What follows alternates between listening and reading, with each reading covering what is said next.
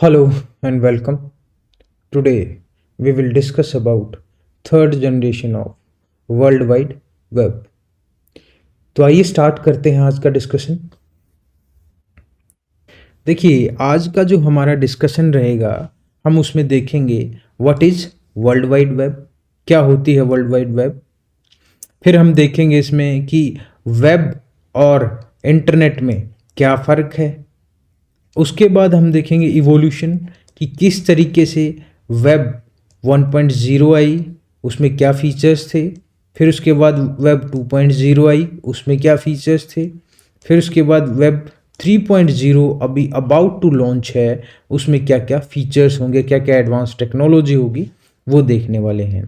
उसके बाद देखेंगे कि इसके कंसर्न्स क्या क्या हैं, जो नई टेक्नोलॉजी आ रही है अभी ऑन द वे है, उसके क्या क्या कंसर्न्स हैं। तो आइए स्टार्ट करते हैं। देखिए सबसे पहले तो आपको ये पता होना चाहिए एक वेब क्या होती है। वेब का वैसे अगर लिटरल मीनिंग देखें तो इसका मतलब होता है जाल। ठीक है, अब यहाँ पे किस चीज़ का जाल है? यहाँ पे जाल है वेबसाइट्स का और वेब पेजेस का। और ये जाल क्या कर रहा है? ये जाल इस तरीके से बुना गया है ताकि इंफॉर्मेशन एक जगह से दूसरी जगह पे ट्रांसफ़र की जा सके। So it's a collection of websites or the web pages stored in web servers and connected to local computers through internet. तो उनको इंटरनेट से जोड़ा जाता है और वो जो इंटरनेट से जोड़ने के बाद जब कनेक्ट हो जाते हैं तो इंफॉर्मेशन शेयर की जाती है। Web is different from internet. ये बड़ा इंपॉर्टेंट है भाई, बहुत सारे लोग है ना कंफ्यूज हो जाते हैं इस चीज़ में कि वेब और इसमें इंटरनेट में क्या फ़र्क है। तो वेब जो है इट्स एन एप्लीकेशन। अगर मैं बात करूं वेब की, इट्स एन एप्लीकेशन। और अगर मैं इंटरनेट की बात करूं, इट्स एन नेटवर्क। किसका नेटवर्क? बहुत सारे कंप्यूटर्स का और नेटवर्क्स का नेटवर्क। ये कंप्यूटर इससे जुड़ा हुआ है, इससे जुड़ा हुआ है, ऐसे लाखों कंप्यूटर एक दूसरे से जुड़े हुए हैं। तो ये कंप्यूटर्स का नेटवर्क है और साथ के साथ नेटवर्क्स का भी नेटवर्क्स है। मान के चलो एक नेटवर्क ये हो गया कंप्यूटर्स का, एक ये नेटवर्क हो गया और वो भी जुड़े हुए हैं आपस में एक दूसरे, फिर ये नेटवर्क इसके साथ जुड़ा हुआ है। So that is internet and web is application which is built over internet. Evolution of world wide web कि भी किस तरीके से वर्ल्ड वाइड वेब का इजाद हुआ। देखो इंटरनेट जो है that started in 1960s, but जो वेब है वो आपकी नियर अबाउट 1990s के आसपास स्टार्ट होती है। It was started by Tim Berners. He was a scientist at CERN. तो सर्न क्या है? एक बहुत बड़ी साइंटिस्ट की ऑर्गेनाइजेशन है जहाँ पे बड़ी बड़ी रिसर्च होती है। अब इसने सोचा क्यों ना उस रिसर्च को शेयर कर लिया जाए कंप्यूटर्स के थ्रू, तो इसने वेब का इजाद कर दिया, जो साइंटिफिक डेटा है उसको शेयर करने के लिए। The internet in web 1.0 days was mostly on static web pages. जो इंटरनेट था वो स्टैटिक वेब पेजेस के ऊपर बनाया जाता था। स्टैटिक वेब पेजेस मतलब होते हैं कि एक बार उसमें इंफॉर्मेशन सेव की, स्टोर की और उसके बाद उसमें कुछ ज़्यादा चेंजेस नहीं होते हैं और यूज़र जो है सिर्फ उसको पढ़ सकता है, मतलब इंटरेक्शन नहीं कर सकता है, एडिट नहीं कर सकता है। A static page that is delivered to users web browser exactly as it is stored. तो भाई जैसे इसको स्टोर किया जाता है वैसे ही इसको यूज़र को मतलब सर्व कर दिया जाता है। The pages were joined by hyperlinks. Hyperlinks वो होते हैं, मान के चलो आप किसी वेबसाइट पे हो और उस पर क्लिक करते हो कहीं दूसरी जगह चले जाते हो, तो क्या किया गया था इसमें, जैसे 3-4 पेजेस जितने भी पेजेस हैं, अगर इस पेज से यहाँ पे जाना है तो यहाँ पे एक लिंक दे दिया जाता था, तो वो आपको यहाँ ले जाएगा। ये वाला लिंक इसके साथ दे दिया, ये इसके साथ जो, तो जुड़ते जुड़ते जुड़ते जुड़ते एक पूरा का पूरा नेटवर्क बन गया, वेब बन जाती है पूरी पूरी। और जिस तरीके से जोड़ा जाता है इन पेजेस को उसको हम बोलते हैं hyperlinks. These websites were not interactive in any significant sense. That is why they were known as read only webs. तो इस वजह से उनको सिर्फ read only web बोला जाता था।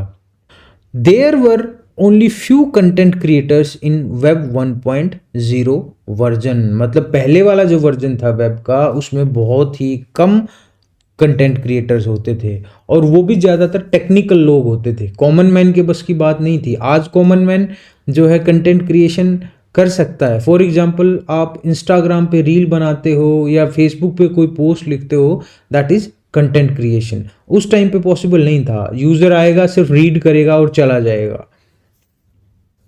नेक्स्ट है web 2.0, that is second version of web.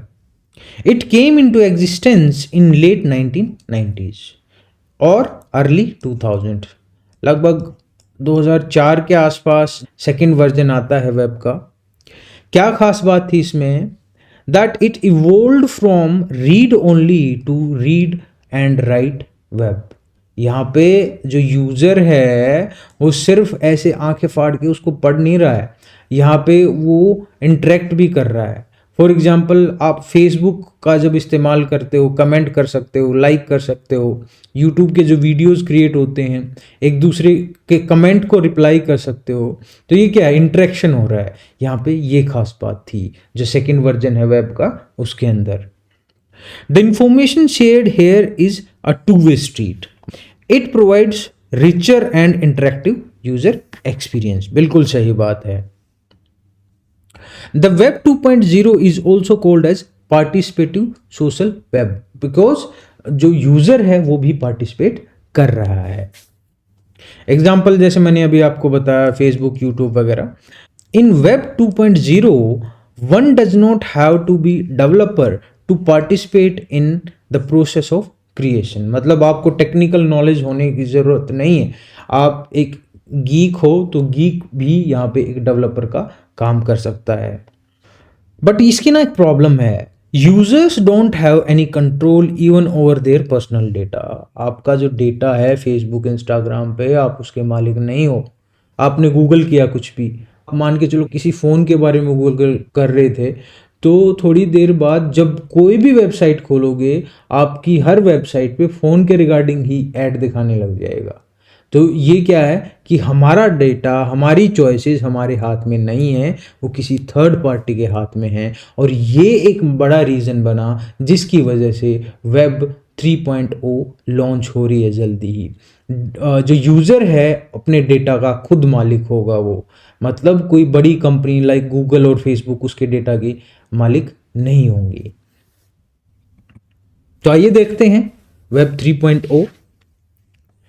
In 2014, Gavin Wood, founder of Ethereum, a blockchain technology company, used the term Web 3.0, मतलब थर्ड वर्जन ऑफ वेब इसने इस्तेमाल किया था। There is no concrete definition, कोई concrete definition नहीं है, बस फर्क इतना है कि ये और भी ज़्यादा इंटरेक्टिव है। इसका एग्जाम्पल है Apple Siri is a perfect example of voice recognition software as a key component of Web 3.0. The main concept behind Web 3.0 is to make searches on the internet faster, easier and efficient way में, मतलब ये main motto होगा। It is built upon the core concept of decentralization where internet is to be run on blockchain technology। इसका मतलब ये है, जैसे कि मान के चलो अगर मैं फर्स्ट वर्जन की बात करता हूँ उसकी वेब की, तो उसमें क्या था, ये होता था सर्वर और ये होता था क्लाइंट, मतलब जो यूज़र कह सकते हो आप। इसको कोई भी इंफॉर्मेशन चाहिए ये यहाँ रिक्वेस्ट भेजता था, ये उसको वो वाला वेब पेज भेज देता था, ये देख लेता था। तो यहाँ पे क्या है, सर्वर का इस्तेमाल हो रहा है, मतलब सेंट्रलाइजेशन ऑफ डेटा इसको हम बोलते हैं। लेकिन यहाँ पे क्या हो रहा है, यहाँ पे हो रहा है उल्टा, डिसेंट्रलाइजेशन। इतने सारे कंप्यूटर्स हैं तो कोई भी सर्वर नहीं है, सब सर्व कर रहे हैं एक दूसरे को। जैसे कि मान के चलो आप कोई वेबसाइट खोल रहे हो, उसके ऊपर टेक्स्ट भी है और कुछ वीडियो भी है, तो ये वाला तो आपको कंप्यूटर टेक्स्ट दे देगा और ये वाला कंप्यूटर आपको वीडियो दे देगा। तो क्या हो रहा है, एक पर्टिकुलर सर्वर नहीं है, इन सब के पास डेटा है। और इससे क्या हो रहा है, बहुत सारे सर्वर होने की वजह से जो आपका डेटा है वो भी फास्ट स्पीड से आपके पास आ रहा है। ठीक है, टाइम कम लग रहा है डेटा को एक्सेस करने में। तो ये जो टेक्नोलॉजी होगी, ये इसका जो कोर्स कंसेप्ट होगा वो होगा डिसेंट्रलाइजेशन, मतलब सेंट्रलाइजेशन से उल्टा चलना। यहाँ पे सर्वर क्लाइंट वाला प्रोसेस नहीं चलेगा, यहाँ पे सभी लोग सर्वर हैं और सभी क्लाइंट हैं। The decentralized networks provide more user control as they are built, operated and maintained by users itself। कि भाई डिसेंट्रलाइज जो होगा वो बिल्ड, ऑपरेट और मेंटेन यूजर ही करेगा। Data could be stored in multiple locations. अभी आपको बताया था कि ये जो सारे कंप्यूटर्स हैं वो सर्वर का भी काम कर रहे हैं, क्लाइंट का भी काम कर रहे हैं। तो और हर बार जब भी कोई भी चेंज आएगा तो वो कॉपी हर कंप्यूटर को भेज दी जाएगी उस चेंज की। तो हर कंप्यूटर के पास एक कॉपी होगी जो लेटेस्ट चेंज आएगा किसी भी वेब पेज के अंदर। तो इसको हम डिसेंट्रलाइज कंसेप्ट, ब्लॉकचेन टेक्नोलॉजी बोलते हैं। No single entity like Google, Facebook, Twitter owns the information and the information will be available and accessible to all। सबको अवेलेबल होगी इंफॉर्मेशन। और इसका सबसे बड़ा एग्जांपल जैसे ये होगा, ऑथराइजेशन की ज़रूरत नहीं पड़ेगी। अब मान के चलो हम अमेजन पे कोई सेलर है, कोई बायर है, तो सेलर को भी परमिशन लेनी पड़ती है अपनी चीज़ें बेचने के लिए अमेजन से या ईबे से, और बायर को भी। लेकिन अगर डिसेंट्रलाइज्ड होगा तो इस केस में किसी की ज़रूरत नहीं है, कोई मालिक नहीं है बीच में, वहाँ आपस में ही लोग समझौता कर लेंगे कि मैं ये बेचूंगा, मैं ये खरीदूंगा, किसी थर्ड पार्टी की ज़रूरत नहीं है। Web 3.0 will have more data protection. The participants can interact either publicly or privately। ये भी चॉइस होगी भाई कि आप पब्लिकली इंटरेक्ट करना चाहते हो या फिर प्राइवेटली इंटरेक्ट करना चाहते हो। The Web 3.0 have the capability to process natural language with the help of artificial intelligence and machine learning।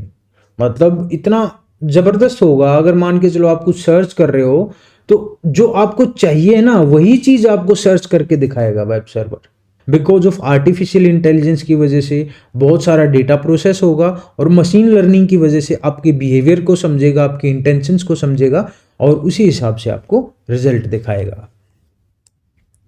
It will provide more personalized interactions with the help of more customized and individualized browsings। The Web 3.0 will lead to an increase in voice search and people will start using digital assistants even more। जैसे कि अभी भी आप सीरी का इस्तेमाल करते हो या एलेक्सा वगैरह आए हुए हैं, दे आर लाइक असिस्टेंट्स, तो उनका इस्तेमाल और भी ज़्यादा बढ़ जाएगा। अब है Web 3.0 is verifiable and self governing. ये अच्छी बात भी है और बुरी बात भी है। तो अच्छी बात तो ये है कि भाई थर्ड पार्टी की मतलब कमांड एंड कंट्रोल यहाँ नहीं चलेगा, खुद से ही ये अपने आप को गवर्न कर लेगा। लेकिन इसकी बुरी बात भी है, जैसे कि regulation of 3.0 will be difficult because of its decentralize nature. भाई मतलब यहाँ पे कोई एक सेंट्रल अथॉरिटी तो है नहीं, तो इस वजह से रेगुलेशन मुश्किल हो जाएगा और जिसकी वजह से साइबर क्राइम्स बढ़ जाएंगे, हेट स्पीसीज बढ़ जाएंगी, स्मगलिंग हो सकती है, ड्रग्स बेचे जा सकते हैं, मतलब देश के खिलाफ बहुत सारी एक्टिविटीज़ की जा सकती हैं। तो ये एक खतरा भी है। और क्या प्रॉब्लम्स, कंसर्न्स हैं भाई 3.0 के, और ये है it could not support existing web browsers and HTML files. जो अभी एग्जिस्टिंग वेब ब्राउजर्स हैं या एग्जिस्टिंग इतना ज़्यादा डेटा है, इतनी सारी वेबसाइट्स बनी हुई हैं, तो उनका क्या होगा, वो कहाँ जाएंगी, तो ये भी एक कंसर्न है। और क्या कंसर्न है, less advance devices will not be able to support 3.0। मतलब जो कम एडवांस डिवाइसेस हैं वो इसको सपोर्ट नहीं कर पाएंगी। So this was my first you can say interactive video, and I don't know how it was, but I will try better in each and every video. So this was all about Web 3.0. Thank you for watching.